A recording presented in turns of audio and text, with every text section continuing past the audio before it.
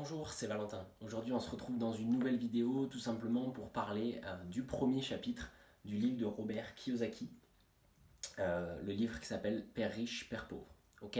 C'est un livre que j'ai commencé hier et après avoir lu le premier chapitre, j'ai vraiment eu envie de vous faire un retour d'expérience et simplement vous raconter en fait ce qui se passe dans ce premier chapitre parce que je trouve ça très très inspirant et parce que tout simplement c'est assez philosophique, c'est pas des choses très concrètes à mettre en place, c'est pas un tuto, mais c'est très très inspirant, très très motivant et c'est vraiment une histoire de façon de penser. Donc pour tous ceux qui veulent savoir comment ne plus être dépendant et ne plus être dépendant de l'argent, comment être libre financièrement, comment être indépendant et comment tout simplement développer son mindset, son état d'esprit en rapport avec la création tout simplement d'entreprises, l'entrepreneuriat de manière générale. Okay, donc dans ce bouquin, premier chapitre, ce que Robert nous dit, c'est tout simplement, il nous raconte son histoire quand il avait 9 ans, donc son histoire à lui et à son ami Mike. Ok. Mike, c'est son ami de sa classe. À l'époque, tout simplement, Robert, il avait un papa qui était de la classe moyenne. Il l'appelle son père pauvre, mais il n'est pas si pauvre que ça, c'est simplement quelqu'un de la classe moyenne qui, toute sa vie a couru après l'argent et nous explique comment est-ce que, selon lui, il faut voir les choses pour s'en sortir au mieux. Ok. Donc tout simplement, il dit qu'il y a deux types de personnes. Il y a les personnes qui travaillent pour l'argent et il y a les personnes qui font travailler l'argent pour eux. Ok. Donc l'objectif dans cette vidéo, c'est tout simplement qu'à la fin, vous ayez envie d'être plutôt du côté de ceux qui font travailler l'argent pour eux. Ok. Donc tout simplement, Robert, il était rejeté par ses camarades lors une après-midi où ils sont allés à la campagne, la maison de campagne d'un de ses camarades, dont le papa était plutôt aisé, même très riche. Lui, il n'était pas invité tout simplement parce qu'il était considéré comme un pauvre, quelqu'un de la classe moyenne. Lui, il s'est dit non, ça me plaît pas. Moi, ce que j'aimerais, c'est tout simplement apprendre à gagner de l'argent et apprendre à ne plus faire partie de ces gens qu'on considère comme les pauvres, tout simplement. Ok. Sans parler de la quantité d'argent qu'il y a sur le compte, il ne voulait plus faire partie des gens qui se soucient euh, de combien il va rester à la fin de leur compte, de combien il va rester d'argent sur leur compte à la fin du mois, et voulait plus faire partie de ceux qui se soucient de est-ce qu'ils arriveront à payer leurs factures ce mois-ci. Ok. Donc tout simplement, il s'est dit bon, je veux gagner de l'argent, il n'y a pas 36 solutions. Ce qu'ils ont fait avec son copain, tout simplement, c'est qu'ils ont récupéré des tubes de dentifrice vides. Donc ils ont toqué aux portes, ils ont récupéré un maximum de tubes de dentifrice. Ce qu'il faut savoir, c'est que c'était il y a un paquet d'années, et en l'occurrence, c'était dans les années 60, il me semble, les tubes de dentifrice étaient faits en plomb. Ce qu'ils ont fait, c'est qu'ils ont tout simplement fait fondre le plomb de ces tubes de dentifrice et ils ont fabriqué de la fausse monnaie, des pièces de 5 cents, pour tout simplement voilà, gagner de l'argent. Jusqu'à ce qu'on leur explique qu'en fait, fabriquer de la fausse monnaie, c'était pas du tout quelque chose d'autorisé. Donc eux, ils étaient pas au courant visiblement. Donc ce qu'ils ont fait, c'est qu'ils ont tout simplement arrêté ce qu'ils étaient en train de faire. Et ils se sont dit, mais mince, comment est-ce que je vais pouvoir gagner de l'argent si j'ai pas le droit d'en fabriquer, quoi. Ok, donc quelqu'un leur a conseillé tout simplement d'aller voir le père de Mike. Le père de Mike, c'est ce fameux monsieur qui a de l'argent, qui a plusieurs entreprises, qui a plus de 150 employés, et tout simplement pour aller lui poser la question comment on peut gagner de l'argent. Donc ils sont allés voir ce monsieur-là, et ce monsieur-là leur a dit, vous voulez gagner de l'argent, ce que je vous propose, c'est de travailler dans mon épicerie les samedis matins, pendant 3 heures, tous les samedis matins, et je vous paierai 10 cents de l'heure. Ok. Lui s'est dit, donc Robert, à 9 ans, il s'est dit, super, 10 cents de l'heure, ça me fait 30 cents à la fin de la matinée, je peux m'acheter un paquet de BD, c'est super. Donc il fait ses 3 heures, et à la fin, on lui tend une pièce de 10 cents. Lui s'attendait à avoir 30 cents. Il se dit, mince, pourquoi 10 cents? Donc il rentre chez lui, et puis il se dit, mince, je crois que je me suis fait avoir, ça va pas du tout, il était pas content du tout, il était vraiment en colère, il a eu l'impression de se faire duper, et donc il a exigé, sur les conseils de son papa, d'aller voir ce monsieur, le père de Mike, et lui dire, voilà, sa façon de penser, lui dire que c'était pas correct de l'avoir payé seulement 10 centimes pour 3 heures de travail dans son épicerie. Le père de Mike répondit à cela, ouais, ok, pas de souci, je comprends ce que tu me dis. Par contre, qu'est-ce que tu veux réellement? Tu veux apprendre à gagner de l'argent ou tu veux de l'argent? Et là, tout simplement, Robert se dit, moi je veux apprendre à gagner de l'argent, mais en même temps, je veux pas travailler pour vous gratuitement. Si je travaille, je veux avoir un salaire. Ok. Donc, le père de Mike lui explique que tout simplement, il avait fait exprès de ne pas lui donner ce qu'il lui devait, c'est-à-dire les 30 cents, qu'il avait fait exprès de le faire attendre lors de cet entretien, parce que là il est dans un entretien avec le papa de Mike, et en fait ça fait plus d'1 heure qu'il attend dans la salle d'attente que ce fameux monsieur veuille bien le recevoir. Donc il est hors de lui. Et alors, ce qu'il fait, c'est tout simplement le père de Mike qui lui explique que la vie bouscule les gens et que c'est comme ça qu'on apprend. En gros, si Robert voulait apprendre à gagner de l'argent, il suffisait pas simplement qu'on lui explique par A plus B, voilà, c'est comme ça qu'on gagne de l'argent.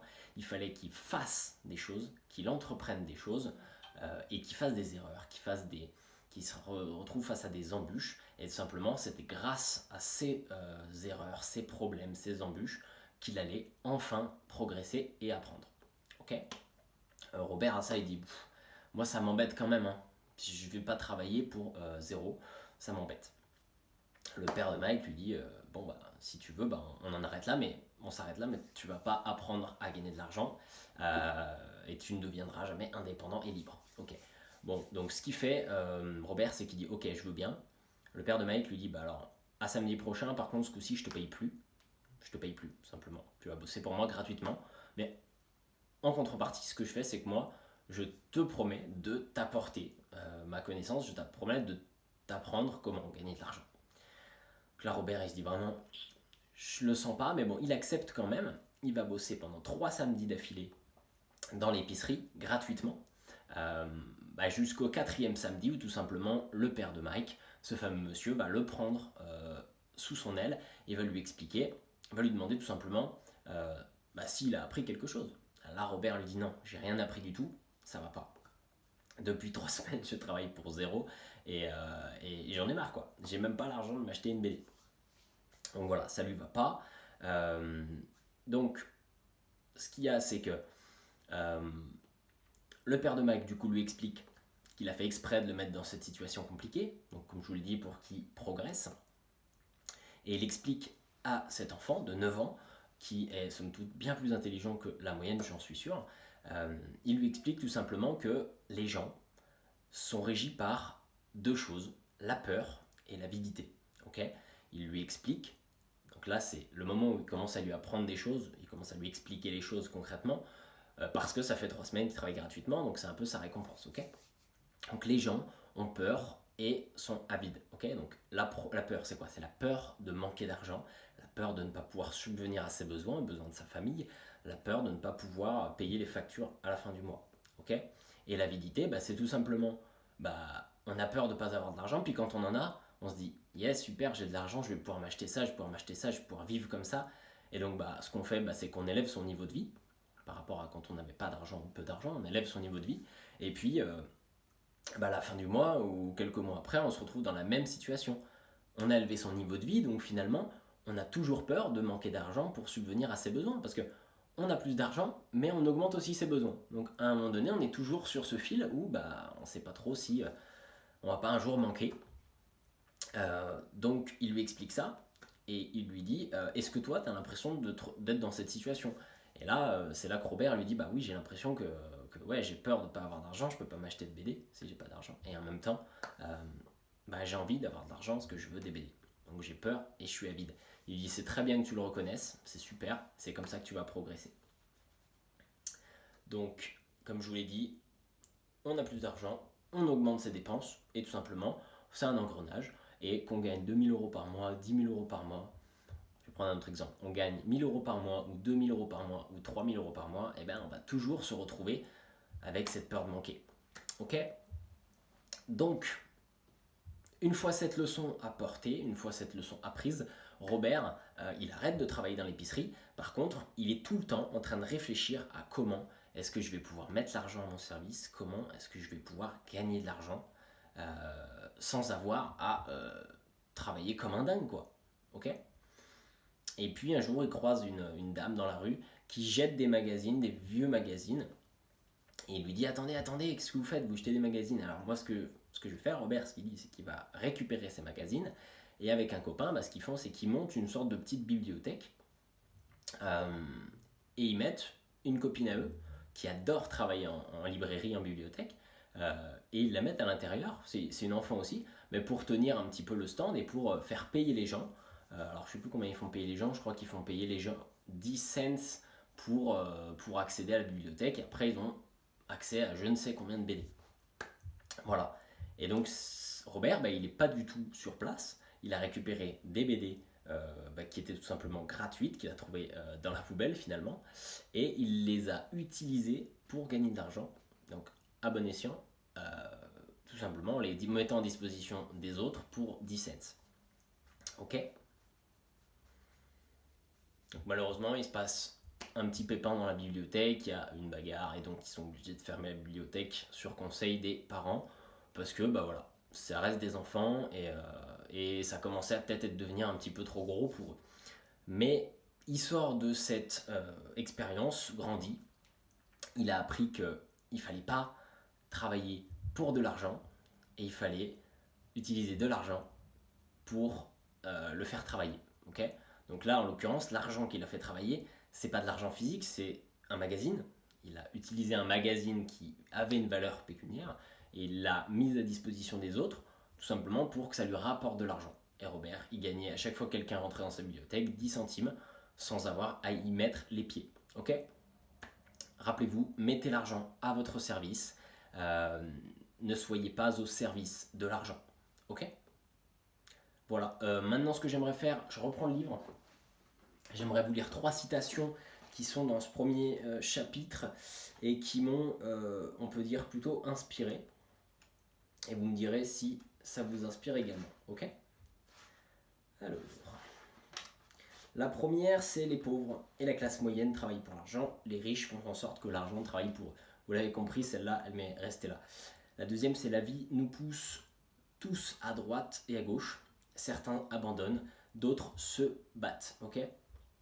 Et la dernière, c'est la plupart des gens ne savent pas que ce sont les émotions qui pensent à leur place. Donc ça, je reviens sur ce point-là.